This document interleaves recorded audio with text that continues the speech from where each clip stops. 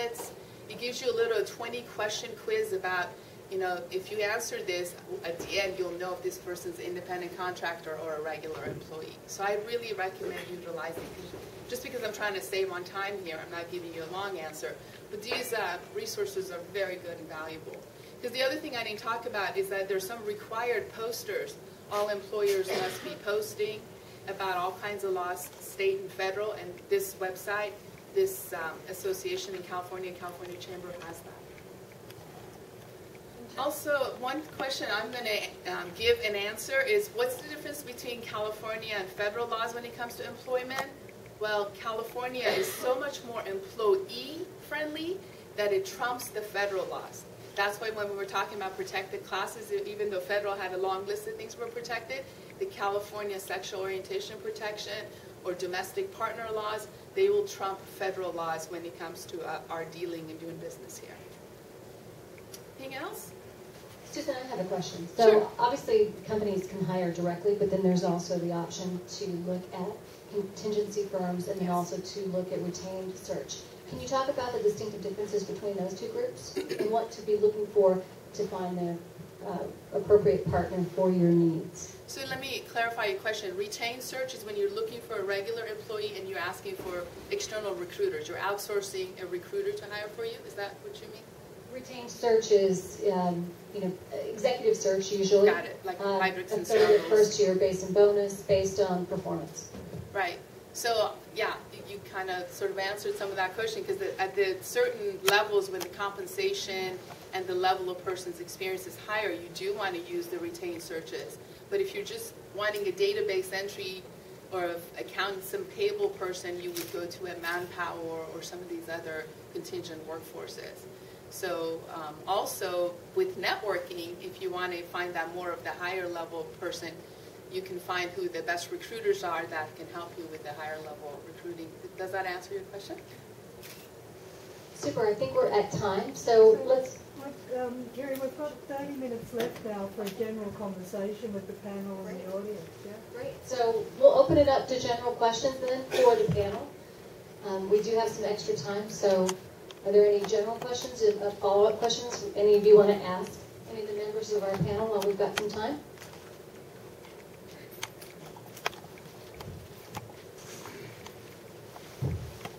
Hey, Sudi.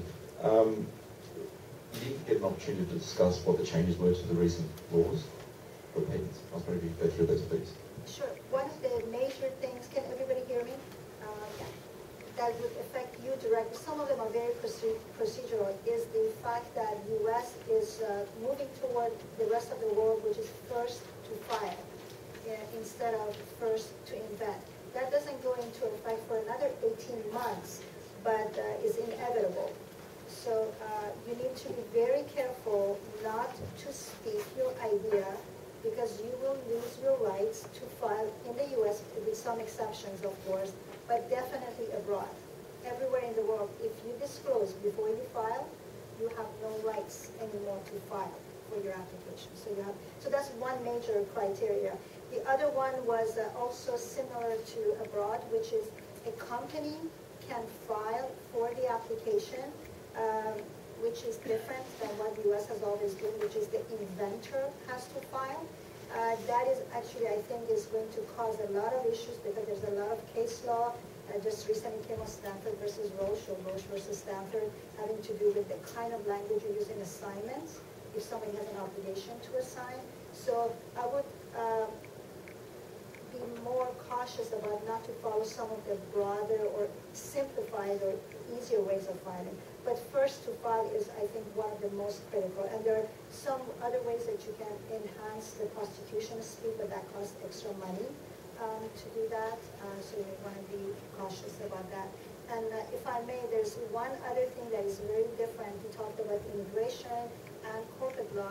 For patent, you don't have to be here on a work visa. You can be abroad and file in the U.S. You can be on a visitor visa, and you don't have to be a corporation or a legal entity. You can be just your own person. And sometimes you do that early on. So it's a business decision.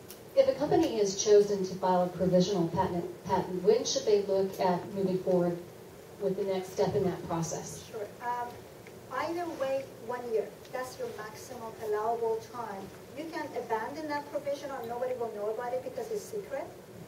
But you can't use it in terms of priority, going back and say, I did this thing 1 year ago. But critical date for a couple of different things is 1 year, up to 1 year. Do you find that most companies file a provisional patent initially? I see a lot of that these days. Well, companies file that for different reasons, companies or individuals. Some do it for the wrong reason. It's the cheapest and inexpensive. Because What's the difference in price? The price, again, for example, for me, it makes no difference because it's the quality that matters. The main difference would be, let's say, $400 in the government fees that you have to provide. You may save another $1,000 for some procedural issue, paperwork and things like that that you don't need for provisional. But there might be $2,000, $3,000 again, maybe an attorney's time. But it's really the content that matters if you really care about what you're going to file. Companies like pharmaceutical companies that have a lot of R&D going into a project, and every 2 weeks they have something new. They got a new drug or variation they're going to add. They might file for good reasons multiple provisionals and then combine them all together into one within 1 year. So there's a lot of strategy that goes into it, and to save money and not to waste your money, you should think about that early on. Other questions from the audience? So I have a general question for the lawyers on the panel. So if you're a company coming to the U.S., it's certainly important to find the right partners, whether it's a banking partner or a legal partner. How do you determine on the legal end who's a good banking partner for your particular startup's needs? Do you look at their experience working with other companies in your sector? Do you look at does the size or the number of partners that are focusing on tech matter? I mean, what are some of the criteria that companies should be proactively considering to make sure that they get the right fit?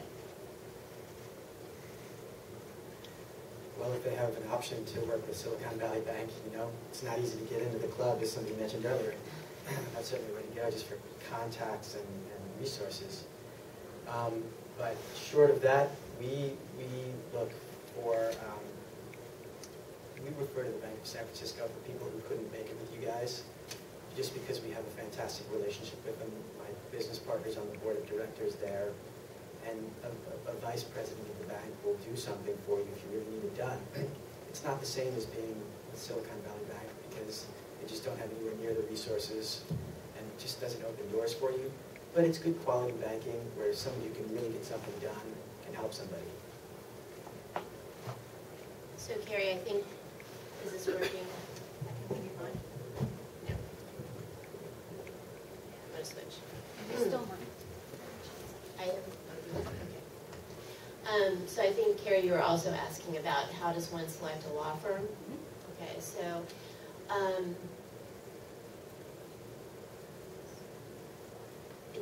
it's a difficult question. It can turn on just how you get along with somebody. But I mean, obviously, the first and foremost is experience, and experience with your industry, experience with working with other companies from your country. While I can't practice law anywhere outside the United States, I've done so much work outside the United States that I understand how other laws interact with those in the U.S. and how to advise companies that are moving between the two. You just want a demonstration of experience. For a corporate lawyer, you want to understand that not only do they know how to get you set up, but that they know how to help you get financed and help you sell your company ultimately. So you're looking at experience like you would look at any other professional. There's a lot of huge, wonderful law firms in the Bay Area, and I was part of one of them. And there are many ways you can't go wrong with big law firms, except for the fact that they're also very, very expensive as well. And often companies that are just getting started like the individual attention that a boutique firm like ours offers, where we've got highly experienced lawyers, and I charge about half of what I charged when I was a partner at a large law firm.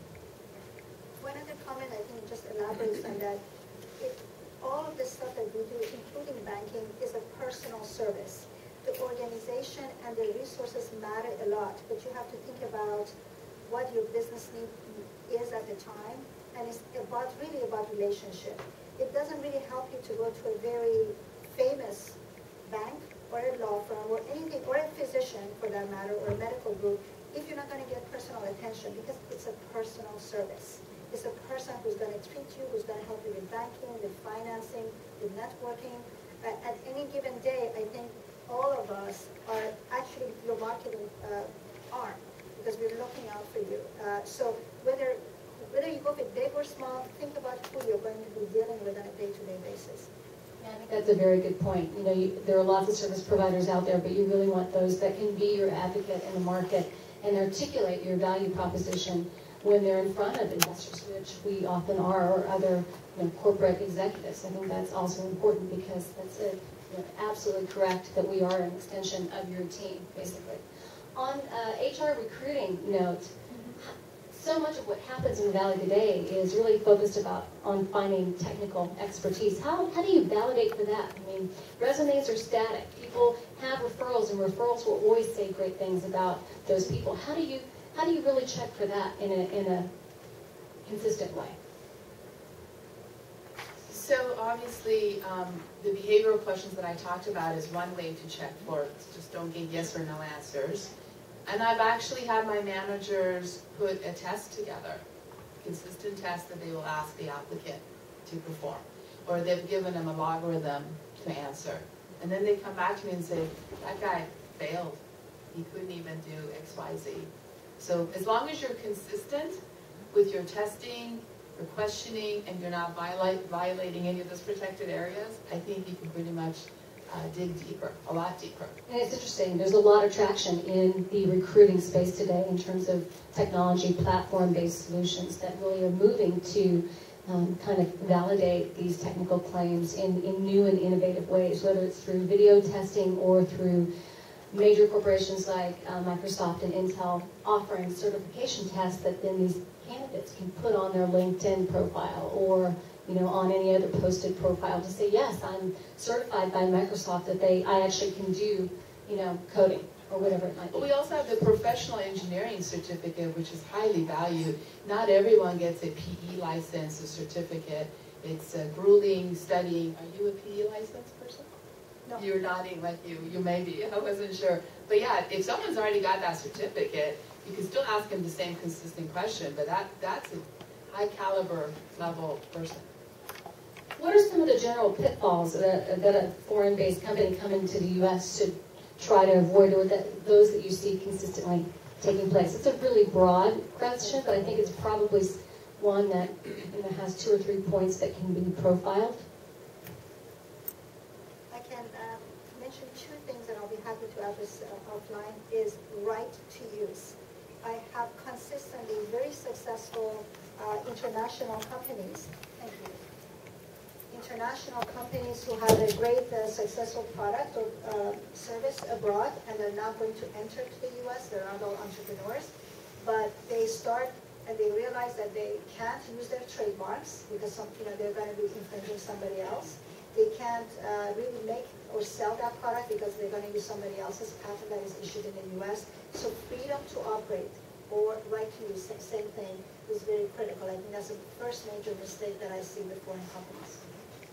I'd like to add that the curriculum vitae, that's how you say it, the CVs that are produced outside this country would definitely violate a whole bunch of those laws that I talked about. You shouldn't have to submit your photo for an interview here. You shouldn't at all. And your age, your hobbies, marital status, all those things. If you're seeking someone to give you a resume, you should look at the typical American resume format, not the CV that you're used to seeing. Go ahead. One of the most important things that if you have an existing company outside the United States is getting good tax advice from your tax accountants outside the U.S. and then getting good tax advice here. And there are tax accountants who specialize in working with companies from outside the U.S. And that will drive so many of your decisions. So that's huge. A question for Jeff. depending on what sort of work visa you have, there are certain salary requirements where prevailing wage needs to be paid, which can be very onerous on early stage companies. Can you talk to just at a high level where that applies and where it doesn't apply? Yeah, it applies for H-1Bs and E-3s. So one of the other benefits to starting off with an E-2 or an L-1 is that you don't have to pay yourself. You have to be able to support yourself, but that's a much lower level. As soon as you switch to an H-1B, the company has to pay the prevailing wage for that position in that community. And if you're CEO, it's going to be a pretty high salary. So by the time you get to the point where you can convert to a professional worker visa sponsored by your company, the company has to be ready to pay the wage. And that's also one of the reasons why it's hard to start off with one of those visas, because the company doesn't have an income stream. If there's a lot of investment, then it's doable. The mistake, the immigration mistake that I see made that's really tragic for startups is where the company is going to be started with venture funding, and the ownership isn't at least 50% Trading country owned, and either there was never an entity outside the U.S. where the entrepreneur is working, or they've closed it. If all of those conditions exist, and it's in the spring or summer of a particular year, probably there is no immigration option. So entrepreneurs wind up having super uncomfortable travel problems trying to come and go on visitor visas, and then the company has this potential for liability for employing a person without authorization. So that one little series of facts arises maybe once a year, and if there hasn't been immigration planning in advance, it comes as a shock to people. Can I ask a question of Jeff? Just because human resources and immigration attorneys partner together so well, so when someone is filing for prevailing wages for H1 or, as you said, E3, and then they get promoted or their job description changes, what should they tell you? If the job duties are more than 50% different than what they were doing originally under the prior visa, you don't have to do anything. You know, you can make more than the wage that was offered initially. You just can't make less. And if the job isn't materially different, and there's not a real exact definition of that, but we go, the rule of thumb is 50% different, then you don't have to amend the application. If you go from being a software developer to an accountant, then you have to file an amended H-1B. And it's the authorization to work as an accountant takes effect on the date of filing. I have another question for Susan. Talking now, we've got ourselves employed and visaed and being paid or not. Can you talk a little bit about the sort of options that there are in the Valley around hiring talent when you don't necessarily have the wherewithal to pay, you know, the going salary? So you're hiring US, they're valid to work here, they can work for you for nothing. Some of the packages, if you like, that are put together typically and what people are very willing to work for when you're bringing on talent into a really interesting and growing concern. So I can only answer half of the question because I haven't been working in Silicon Valley for a couple of years now. I'm now in a pharmaceutical medical device company in the East Bay. So I'm not completely in touch. But what I have heard my friends say is because you're maybe a small company, 1 or 2 people, it's much better to hire a contingent workforce, which is through temporary agencies or even independent contractors or consultants, even if they may work part-time. That's a really attractive thing. You still need to know what the prevailing wages are. You know, what are the hourly wages? A consultant and independent contractor typically has more than one client. You can ask them, you know, what their desired rate is. That's what I would do. And you can also figure out if the person was to be converted one day from an independent contractor or consultant to a regular employee, you know, how much would they have to give up? A lot of these guys make so much money as independent contractors that they don't want to be converted to full-time ever. And then the temp agencies really are great partners in telling you what their prevailing wages are here in Silicon Valley for whatever job you're looking for. And this is what I like about working with temp agencies and all these years that I've done staffing and HR. With the at-will employment and with partnering with temp agencies, it's so much easier to terminate a temporary relationship Like that morning, the temp shows up and they're not working out, you can literally pick up the phone and tell the agency, not working out, please call them and tell them it's terminated. But an employee, you, as an HR person, I have to do a lot more documentation and follow through than an agent. So that's the other benefit of going through a temp agency. Also, if you have seasonal work, and remember when I worked for a conference exhibition conference, a seminar exposition company, that we only had work when we had conferences. This was Network Plus Interop. I don't know if anyone remembers that. So we would hire a ton of people, and then when the conference was over, we had to let go of a ton of people. But the agencies worked with me, and they knew I was going to be hiring 20 to 100 people, and then let them go, shrink and expand. You could do that with temp staff, and you just need good partnerships. I hope that answers your question. This is a question also for you, is given that, especially in Silicon Valley, we do a lot of options as incentives for employees, whether they're coming from outside or here, how does that play a role in adequate compensation as part of the whole? It's not all about cash dollars. It doesn't, I think I'm good. It doesn't help meet the wage requirements for H-1B and E-3s. They only count guaranteed payments that are paid periodically, so either monthly or twice a month. If you wind up getting audited and a bonus is actually paid, it gets counted against any back pay awards. And in retrospect, it works, but as you're planning going forward, you can only count wages that are guaranteed and paid periodically. I have another question here. There's a question on the DREAM Act. Could you elaborate on the DREAM Act? Is there any updates on the DREAM Act? Well, it's, who asked the question? Oh, sorry. It's just a general question for everyone. Yeah, the DREAM Act is a law that would provide a path to permanent resident status for children not born in the United States, but they went through high school or college in the United States. And it's gotten close to passage. It's a federal law. It's gotten close to passage a few times, but hasn't passed yet. So it doesn't appear that it's up for a vote anytime soon. So far nothing. Under the B1 and the E2 visa, is there an issue of a social security card? And also, can you please comment on health insurance for families, for example, living in the US? For B1, you can't get a social security number because to get it you have to show work authorization. Once you have an E2, about 2 weeks after you get into the United, you make your first entry to the United States in E2 status, or you change to E2 status here.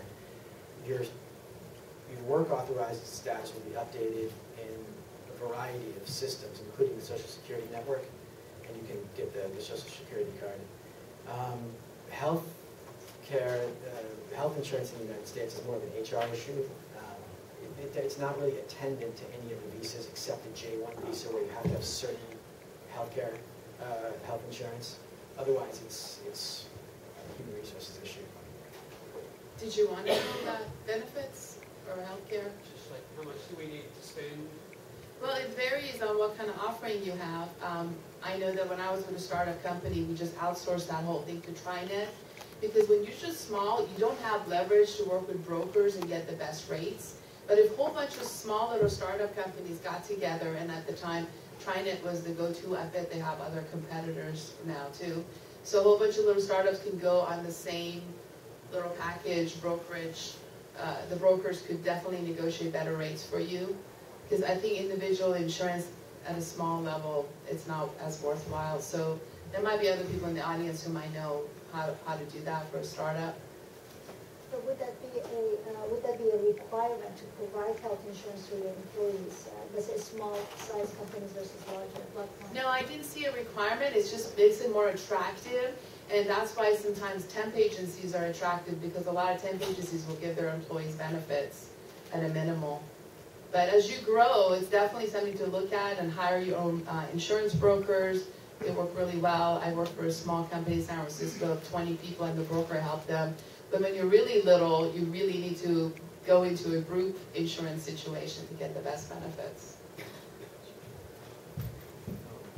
So we have two more time for maybe two brief questions, and then we need to wrap it up. Okay.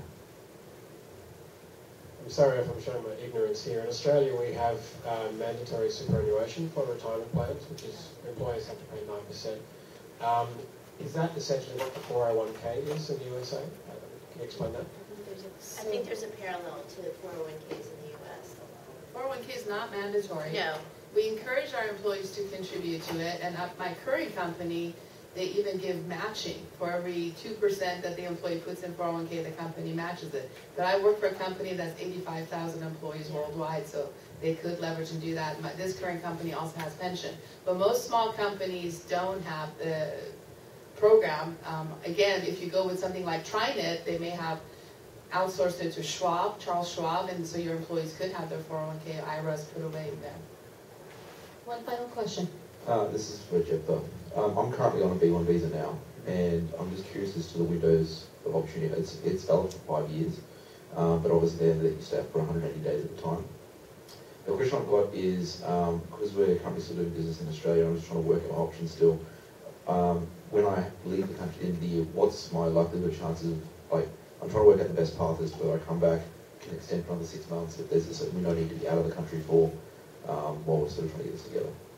They look at the pattern of your travel and stay.